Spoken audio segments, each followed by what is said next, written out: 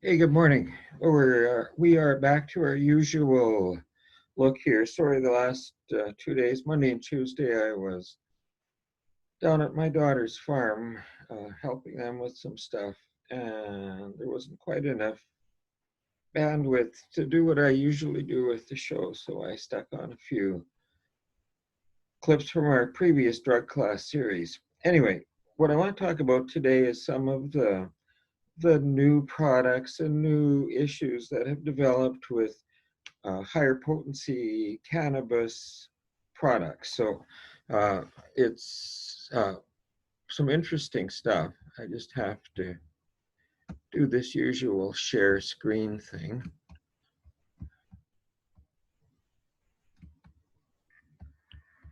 And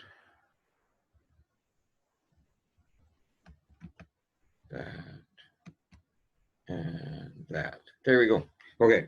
So new info on cannabis. So we're going to talk about marijuana, dabs, oils, vapes, shatter, butter, and edibles.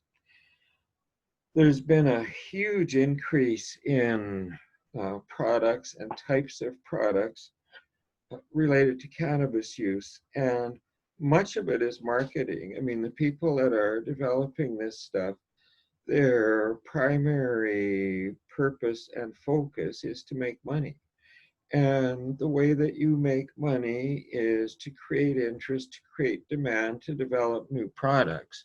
So um, let's take a look at some stuff. So um, that's an example of some of the new edible things. And so there's chocolates and cookies and gummies and all sorts of different products like that. Uh, there's a significant increase in vape pens. Uh, these are pens like a nicotine vape, but they are vape pens that are preloaded with THC products to use to get high with, basically. And as you can see, they're pretty slick and efficient looking. And and I have to let a dog out. I'll be right back.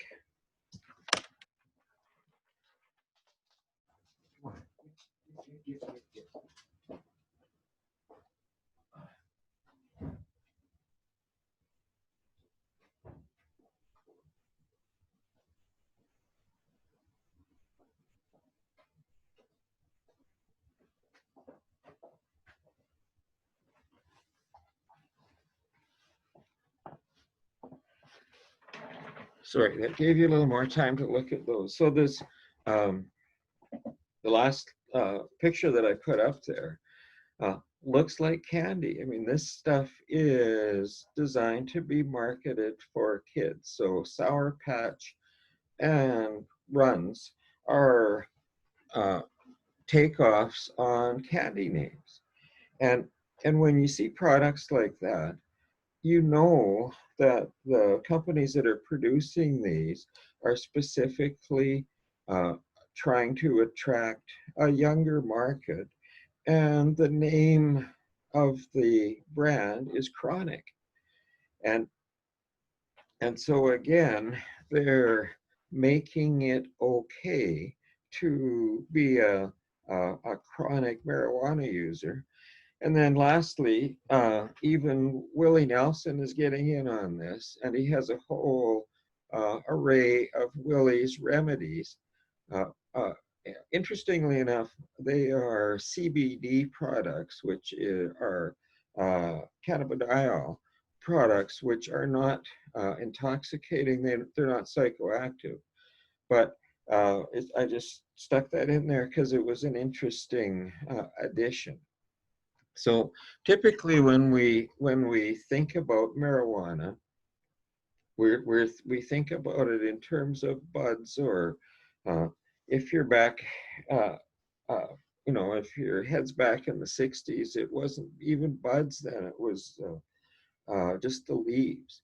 Uh, the increase in availability of buds of different strengths is very interesting. There's been a huge increase in concentrates. And that's really what I want to talk about today, are concentrates, because they're much, much stronger than the marijuana products that that we typically think about. That's an example of shatter, or what kids refer to as doing dabs. And they call it doing dabs because they'll take a heated metal instrument and dab it into that waxy looking substance, and it creates some instant smoke. And I've said this on a few of the shows, typically the THC content is up above 80%. The bud marijuana that's around is anywhere from 12% up to 35%, depending on what you're getting. And uh, uh, also, interestingly enough, there's been an increased demand in the consumer stores for lower THC products, because people are starting to realize that those really, really high THC containing products are actually pretty hard on them. But here's a look at all of the concentrate. So there's crumble, which is dried oil with a honeycomb-like consistency.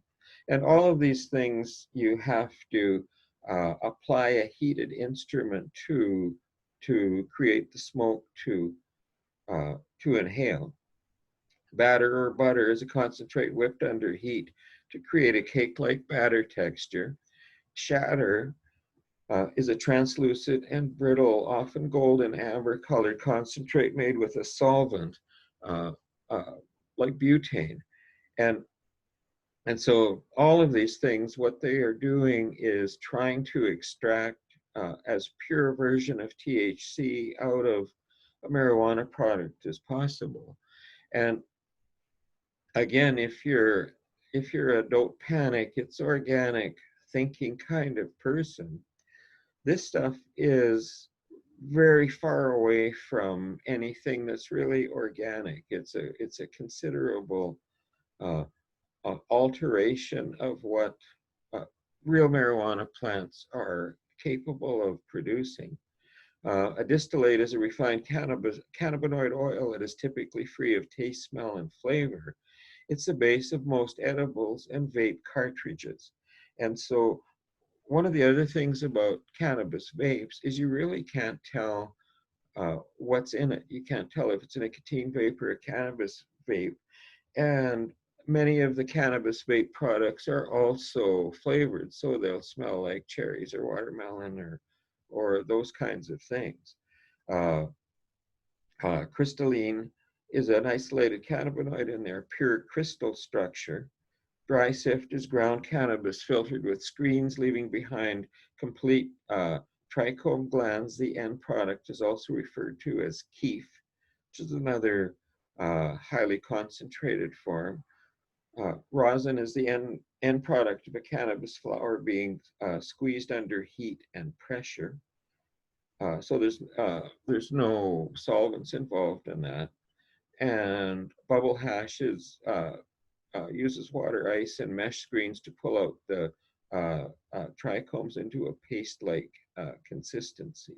And trichomes are the things in a marijuana plant that uh, uh, provide the varied experiences from taste to intoxication from THC. So, and there's a whole family of what are called dab rigs. So this is a dab rig. This particular one, I think, costs $119, but it's an interesting looking device. And, we went through the whole, and we're still going through the whole bong uh, use issue. I mean, you can walk by stores and there's, hundreds of different sizes and shapes of cannabis bongs.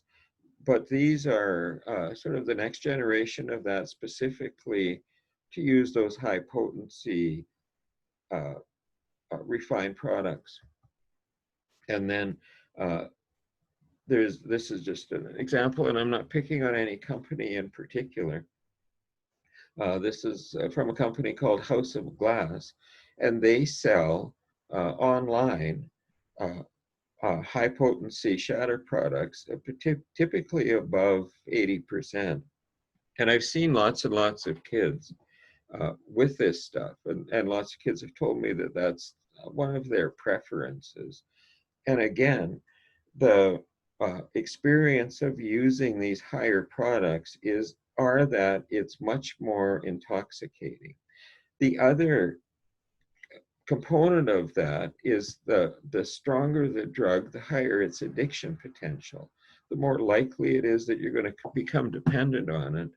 And with this is almost too weird for me, but they also have like weed-fed pork. So people are taking farm animals and feeding them cannabis products, and somehow or another thinking that's going to make the meat better. I don't know if that image is just disturbing. Anyway, it's marketing, and people are trying to use cannabis to make money, and they're not looking at the other side of that, at what it does to people. So let's take a look at that. So this is a research article, very valid, very respected journal, JAMA Psychiatry. So the Association of Naturalistic Administration of Cannabis Flower and Concentrates with Intoxication and Impairment. So basically this is looking at what these newer, higher concentrate, highly potent products are, how they are affecting people. Because we haven't really researched this, and because they're new, we need to take a really good look at what it's doing. So so when considering the association of THC in blood levels with cannabis intoxication, and more recent work supports a titration model, which means that people will tend to learn how to use a particular product. However, blood and THC levels and subjective intoxication ratings increase as a function of THC in the product. So people start looking for opportunities to have a more intense experience. The neurobehavioral effects of this are really what we need to start to pay attention to. Studies have demonstrated that short and long-term neurobehavioral effects of cannabis, including harmful cognitive and motor effects, so thinking effects and physical effects, especially associated with verbal recall and selective attention and inhibitory motor control. So it affects our thinking, our ability to pay attention, and our physical functioning. And there's still this huge belief out there that that cannabis doesn't really affect you all that much, and that's just simply not true. And then the conclusion of this study, and you can look this up and read the whole thing, I think it was 10 pages. In this study, delayed recall, memory, and balance impairment were associated with short-term cannabis use, even in regular users. And one of the problems with any regular use is we get used to feeling that way, so we don't think it's different. We don't notice it. And concentrate users demonstrated similar or lower levels of subjective drug intoxication and short-term impairment.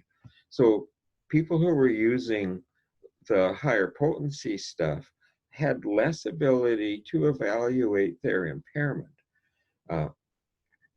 However, THC exposure was much higher in concentrate users, prompting concern about long-term clinical and neurobehavioral implications of concentrate use. And I've talked to kids who have tried to get off using dabs, and they're going through some extreme withdrawal issues like sweating, shaking, pain, can't sleep, can't eat, issues like that. And you don't notice it on the way into a more severe dependency, but you sure notice it on the way out. And then this is another article, really interesting article on the association of high potency cannabis use with mental health and substance use in adolescents.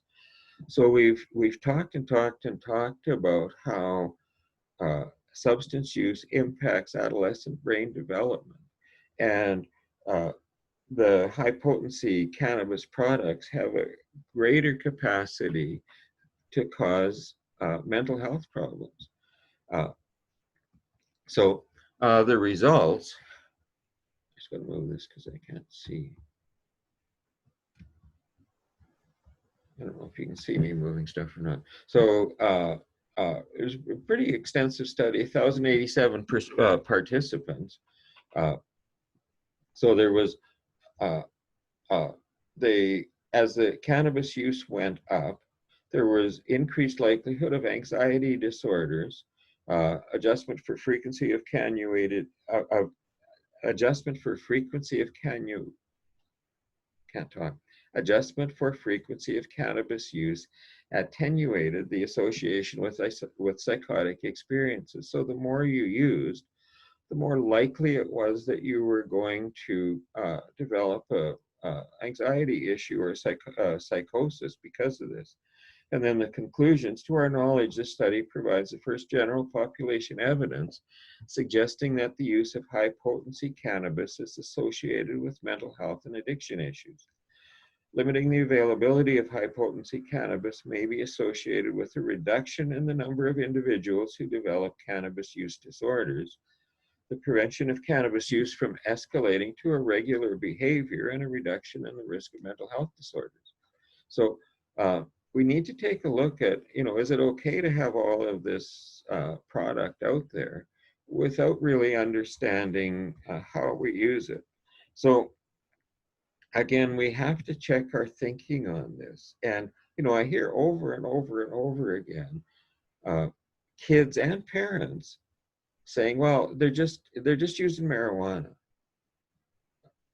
We've got a much greater fear or risk awareness of if it's another drug, then it's bad.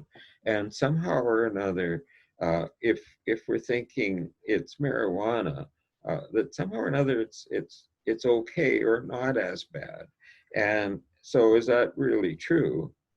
Is that true? Is it really true?